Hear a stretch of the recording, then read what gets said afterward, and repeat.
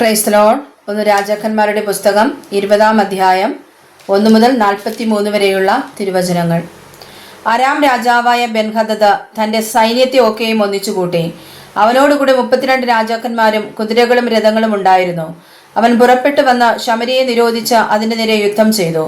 അവൻ ഇസ്രായേൽ രാജാവായ ആഹാബിന്റെ അടുക്കൽ പട്ടണത്തിലേക്ക് ദൂതന്മാരെ അയച്ച് അവനോട്, നിന്റെ വെള്ളിയും പൊന്നും എനിക്കുള്ളത്, നിന്റെ സൗന്ദര്യമേറിയ ഭാര്യമാരും പുത്രന്മാരും എനിക്കുള്ളവർ എന്നിങ്ങനെ ബെൻഹദദ് പറയുന്നു എന്ന് പറയിച്ചു. അതിന് ഇസ്രായേൽ രാജാവ്, എന്റെ യജമാനായ രാജാവേ, നീ പറഞ്ഞതുപോലെ ഞാനും എനിക്കുള്ളതൊക്കെ നിനക്കുള്ളത് തന്നെ എന്ന മറുപടി പറഞ്ഞയച്ചു. ദൂതന്മാർ വീണ്ടും വന്നു, ബെൻഹദദ് ഇപ്രകാരം പറയുന്നു, നിന്റെ വെള്ളിയും പൊന്നും നിന്റെ ഭാര്യമാരെയും നിന്റെ പുത്രന്മാരെയും എനിക്ക് തരണമെന്ന് ഞാൻ പറഞ്ഞയച്ചുവല്ലോ. നാളെ ഈ നേരത്തെ ഞാൻ എൻ്റെ ഭൃത്യന്മാരെ നിന്റെ അടുക്കൽ അയക്കും. അവർ നിന്റെ അരമനയും നിന്റെ ഭൃത്യന്മാരുടെ വീടുകളും ശോധന ചെയ്ത് നിനക്ക് ഇഷ്ടമുള്ളതൊക്കെയും കൈക്കലാക്കി കൊണ്ടുപോരും എന്ന് പറഞ്ഞു. അപ്പോൾ ഇസ്രായേൽ രാജാവ് ദേശത്തുള്ള എല്ലാ മൂപ്പന്മാരെയും വരുത്തി, അവൻ ദോഷം ഭാവിക്കുന്നത് നോക്കിക്കാൺമിൻ. എൻ്റെ ഭാര്യമാരെയും പുത്രന്മാരെയും എൻ്റെ വെള്ളിയും പൊന്നും അവൻ ആളയച്ച് ചോദിച്ചു, എന്നാൽ ഞാൻ വിരോധിച്ചില്ല എന്ന് പറഞ്ഞു. എല്ലാ മൂപ്പന്മാരും സകല ജനവും അവനോട്, നീ കേൾക്കരുത്, സമ്മതിക്കുകയും അരുത് എന്ന് പറഞ്ഞു. ആകയാൽ അവൻ ബെൻഹദദിന്റെ ദൂതന്മാരോട്, നിങ്ങൾ എൻ്റെ യജമാനായ രാജാവിനോട്, നീ ആദ്യം അടിയന്റെ അടുക്കൽ പറഞ്ഞയച്ചതൊക്കെയും ചെയ്തു കൊള്ളാം, എന്നാൽ ഈ കാര്യം എനിക്ക് ചെയ്യുവാൻ കഴിവില്ല എന്ന് ബോധിപ്പിക്കണമെന്ന് പറഞ്ഞു. ദൂതന്മാർ ചെന്ന് ഈ മറുപടി ബോധിപ്പിച്ചു.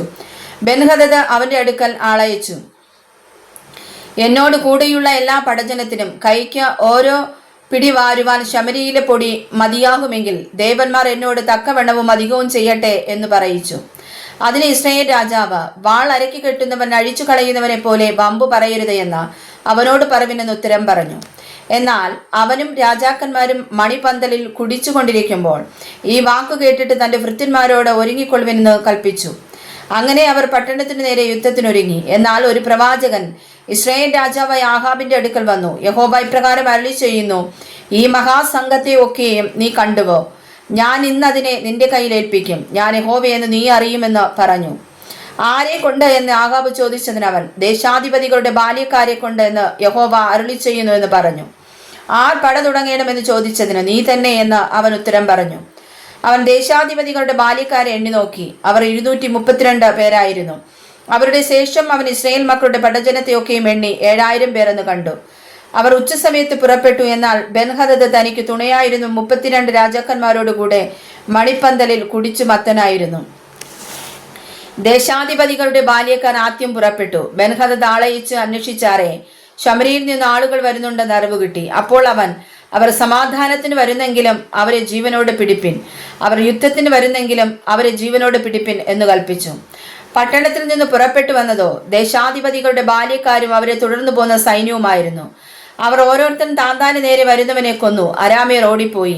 ഇസ്രായേൽ അവരെ പിന്തുടർന്നു. അരാം രാജാവായ ബെൻഹദദ് കുതിരപ്പുറത്തു കയറി കുതിര ചേവകരോട് കൂടെ ചാടിപ്പോയി. പിന്നെ ഇസ്രായേൽ രാജാവ് പുറപ്പെട്ട് കുതിരകളെയും രഥങ്ങളെയും പിടിച്ചു.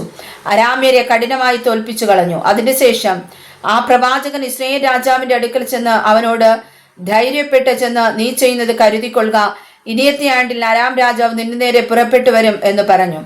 അരാം രാജാവിനോട് അവന്റെ ഭൃത്യന്മാർ പറഞ്ഞത്, അവരുടെ ദേവന്മാർ പർവ്വത ദേവന്മാരാകുന്നു, അതുകൊണ്ടത്രേ അവർ നമ്മെ തോൽപ്പിച്ചത്.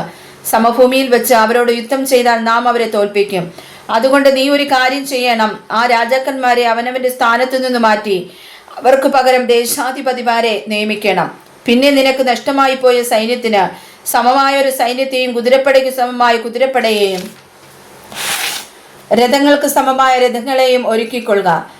എന്നിട്ട് നാം സമഭൂമിയിൽ വെച്ച് അവരോട് യുദ്ധം ചെയ്യുക. നാം അവരെ തോൽപ്പിക്കും നിശ്ചയം. അവൻ അവരുടെ വാക്കു കേട്ട് അങ്ങനെ തന്നെ ചെയ്തു. പിറ്റേ ആണ്ടിൽ ബെൻഹദദ് അരാമ്യരെ എണ്ണി നോക്കി ഇസ്രായേലിനോട് യുദ്ധം ചെയ്യുവാൻ അഫേക്കിന് പുറപ്പെട്ടു വന്നു. ഇസ്രായേലിനെയും എണ്ണി നോക്കി. അവർ ഭക്ഷണ പദാർത്ഥങ്ങൾ എടുത്ത് അവരുടെ നേരെ പുറപ്പെട്ടു. ഇസ്രായേലിലെ ആട്ടിൻകുട്ടികളുടെ 2 ചെറിയ കൂട്ടം പോലെ അവരുടെ നേരെ പാളയം ഇറങ്ങി. അരാമ്യരോ ദേശത്ത് നിറഞ്ഞിരുന്നു. ഒരു ദൈവപുരുഷൻ അടുത്തു വന്ന ഇസ്രായേൽ രാജാവിനോട്, യഹോവ ഇപ്രകാരം അരുളി ചെയ്യുന്നു, യഹോവ പർവ്വത ദേവനാകുന്നു, താഴ്വര ദേവനല്ല എന്ന് അരാമ്യർ പറകൊണ്ട്, ഞാൻ ഈ മഹാസംഘത്തെയൊക്കെ നിന്റെ കയ്യിൽ ഏൽപ്പിക്കും. ഞാൻ യഹോവ തന്നെ എന്ന് നിങ്ങൾ അറിയുമെന്ന് പറഞ്ഞു. എന്നാൽ അവർ അവരുടെ നേരെ 7 ദിവസം പാളയം ഇറങ്ങിയിരുന്നു. 7-ാം ദിവസം പടയുണ്ടായി. ഇസ്രായേലിയർ അരാമ്യരിൽ 1,00,000 കാലാളുകളെ ഒരു ദിവസം തന്നെ കൊന്നു. ശേഷിച്ചവർ അബേക്ക് പട്ടണത്തിലേക്ക് ഓടിപ്പോയി. ശേഷിച്ചിരുന്ന 27,000 പേരുടെ മേൽ പട്ടണം അതിൽ വീണു. ബെൻഹദദും ഓടി പട്ടണത്തിനകത്തു കടന്ന് ഒരു ഉള്ളറയിൽ ഒളിച്ചു. അവന്റെ ഭൃത്യന്മാർ അവനോട്, ഇസ്രായേൽ ഗൃഹത്തിലെ രാജാക്കന്മാർ ദയയുള്ള രാജാക്കന്മാർ എന്ന് നിങ്ങൾ കേട്ടിട്ടുണ്ട്. അവന്റെ ഭൃത്യന്മാർ അവനോട്, ഇസ്രായേൽ ഗൃഹത്തിലെ രാജാക്കന്മാർ ദയയുള്ള രാജാക്കന്മാർ എന്ന് ഞങ്ങൾ കേട്ടിട്ടുണ്ട്. ഞങ്ങൾ അരയ്ക്ക് രട്ടും തലയിൽ കയറും കെട്ടി ഇസ്രായേൽ രാജാവിന്റെ അടുക്കൽ ചെല്ലട്ടെ, പക്ഷേ അവൻ നിന്നെ ജീവനോടെ രക്ഷിക്കുമെന്ന് പറഞ്ഞു.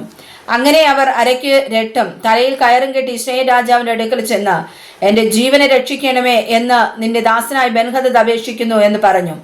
അതിനവൻ, അവൻ ജീവനോടെ ഇരിക്കുന്നുവോ? അവൻ എന്റെ സഹോദരൻ തന്നെ എന്ന് പറഞ്ഞു. ആ പുരുഷന്മാർ അത് ശുഭലക്ഷണമെന്ന് ധരിച്ച് ബന്ധപ്പെട്ട് അവന്റെ വാക്ക് പിടിച്ചു. അതേ, നിന്റെ സഹോദരൻ ബെൻഹദദ് എന്ന് പറഞ്ഞു. അതിനവൻ, നിങ്ങൾ ചെന്ന് അവനെ കൂട്ടിക്കൊണ്ടുവരുവിനെന്ന് പറഞ്ഞു. ബെൻഹദദ് അവന്റെ അടുക്കൽ പുറത്തേക്ക് വന്നു. അവനെ രഥത്തിൽ കയറ്റി. അവനോട്, എന്റെ അപ്പൻ നിന്റെ അപ്പനോട് പിടിച്ചടക്കിയ പട്ടണങ്ങളെ ഞാൻ മടക്കിത്തരാം. എന്റെ അപ്പൻ ശമരിയിൽ ഉണ്ടാക്കിയതുപോലെ നീ ദമ്മേശേക്കിൽ നിനക്ക് തെരുവീതികളെ ഉണ്ടാക്കിക്കൊള്ളുക എന്ന് പറഞ്ഞു. അതിന് ആഹാബ്, ഈ ഉടമ്പടിമേൽ ഞാൻ നിന്നെ വിട്ടയക്കാം എന്ന് പറഞ്ഞു. അങ്ങനെ അവനോട് ഉടമ്പടി ചെയ്ത് അവനെ വിട്ടയച്ചു. എന്നാൽ പ്രവാചക ശിഷ്യന്മാരിൽ ഒരുത്തൻ യഹോവയുടെ കൽപ്പന പ്രകാരം തന്റെ ചങ്ങാതിയോട്, എന്നെ അടിക്കണമേ എന്ന് പറഞ്ഞു. എന്നാൽ അവനെ അടിപ്പാൻ മനസ്സായില്ല. അവനോട്, നീ യഹോവയുടെ വാക്ക് അനുസരിക്കായ കൊണ്ട് നീ എന്നെ വിട്ടു പുറപ്പെട്ട ഉടനെ ഒരു സിംഹം നിന്നെ കൊല്ലുമെന്ന് പറഞ്ഞു. അവനെ വിട്ടു പുറപ്പെട്ട ഉടനെ ഒരു സിംഹം അവനെ കണ്ട് കൊന്നുകളഞ്ഞു. പിന്നെ അവൻ മറ്റൊരുത്തനെ കണ്ടു. എന്നെ അടിക്കണമേ എന്ന് പറഞ്ഞു. അവനെ അടിച്ചു മുറിവേൽപ്പിച്ചു. പ്രവാചകൻ ചെന്ന് വഴിയിൽ രാജാവിനെ കാത്തിരുന്നു. അവൻ തലപ്പാവ് കണ്ണുവരെ താഴ്ത്തിക്കെട്ടി വേഷം മാറി നിന്നു.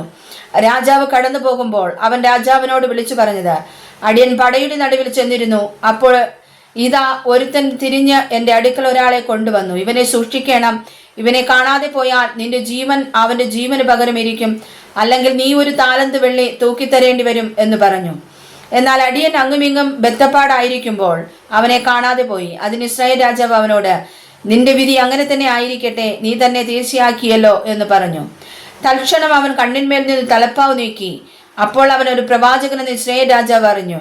അവനോട്, യഹോവ ഇപ്രകാരം അരുളി ചെയ്യുന്നു, നാശത്തിനായിട്ട് ഞാൻ നിയമിച്ച ആളെ നീ വിട്ടയച്ചു കളക കൊണ്ട് നിന്റെ ജീവൻ അവന്റെ ജീവനും നിന്റെ ജനം അവന്റെ ജനത്തിനും പകരമായിരിക്കുമെന്ന് പറഞ്ഞു. അതുകൊണ്ട് ഇസ്രായേൽ രാജാവ് വ്യസനവും നീരസവും ഉള്ളവനായി അരമനയിലേക്ക് പുറപ്പെട്ട് ശമരിയിലെത്തി. വായിച്ചതായ തിരുവചനങ്ങളാൽ കർത്താവ് നമ്മെ സമർത്ഥമായി അനുഗ്രഹിക്കുമാറാകട്ടെ. ആമേൻ.